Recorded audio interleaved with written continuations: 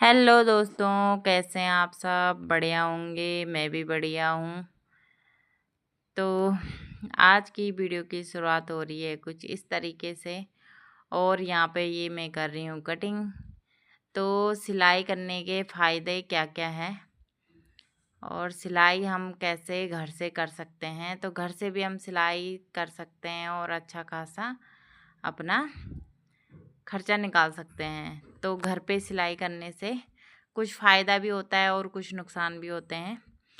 तो फ़ायदे बताती हूँ मैं, फ़ायदा क्या होता है। तो फ़ायदा ये होता है कि घर से हमें कहीं जैसे दूर जाना है, कहीं दुकान है तो उसमें हमें कहीं बाहर जाना होता है, टाइम टेबल फिक्स होता है।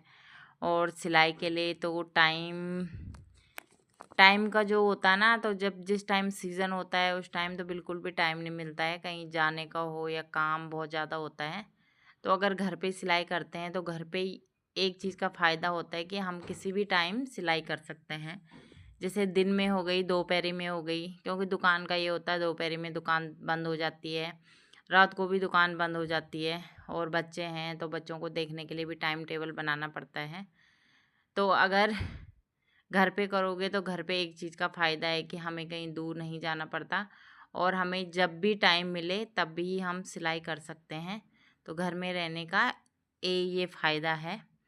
और नुकसान क्या है? नुकसान ये है कि घर में तो नुकसान यही है कि जैसे कपड़े हैं तो हम पे उतने ही कपड़े आएंगे जितने लोग हमें या जानते होंगे या हमें कोई जान, जैसे गली मोहल्ले में है और बाहर जहाँ तक लोग जानते हैं। और दुकान का ये होता है कि दुकान में हर कस्टमर आ जाता है, कहीं से भी कोई घूमने जा रहा कोई कहीं, तो दुकान में हर एक कस्टमर आ जाता है। बस फ़ायदा यही होता है दुकान का और घर का। तो घर में उतने ही लोग आ पाते हैं जितने लोग हमें कि जानते हैं, क्योंकि बहुत सारे लोग घर में पता किसी को नहीं होता कि घर में कौन सिलाई कर रहा है। तो किसी को गली में है उसमें है, किसी को पता भी नहीं होता है। तो रोड में अगर दुकान है कहीं तो दुकान तो रोड में ही होगी, मेन रोड साइड ही होती है। तो दुकान का ये रहता है कि हर कोई कोई कहीं भी जा रहा तो आ जाता है। तो यही फ़ायदा और नुकसान है। और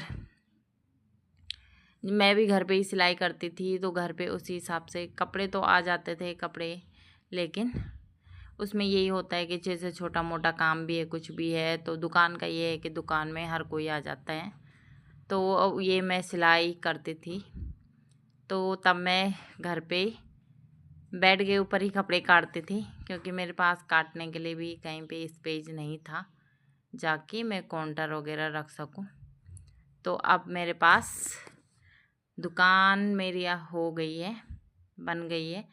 अब दुकान में ये कि काउंटर है, उसमें कपड़े काटने की भी दिक्कत नहीं होती है, प्रेस करने की दिक्कत नहीं होती है, अच्छे से कपड़े कट जाते हैं।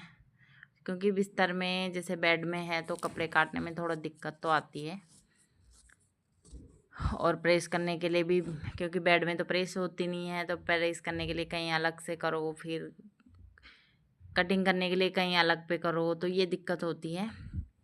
लेकिन दुकान में ऐसा नहीं होता है। दुकान में ये है कि काउंटर है तो काउंटर के ऊपर कपड़े कटेंगे और उसके ऊपर प्रेस होगी, तो इतना फ़ायदा होता है। और कपड़े भी अच्छे से कटिंग भी हो जाती है और प्रेस भी हो जाती है। तो वीडियो कैसी लगी ज़रूर बताना। और ये देखिए, ये मेरी सूट की कटिंग भी हो चुकी है। तो आगे बताते हैं दूसरी वीडियो में कुछ नया। तो घर से और दुकान तक की शुरुआत कैसी हुई। तो अब तो मैं दुकान में आ चुकी हूँ और दुकान में काफ़ी अच्छे से काम भी हो जाता है और करने में भी कोई दिक्कत नहीं होती है।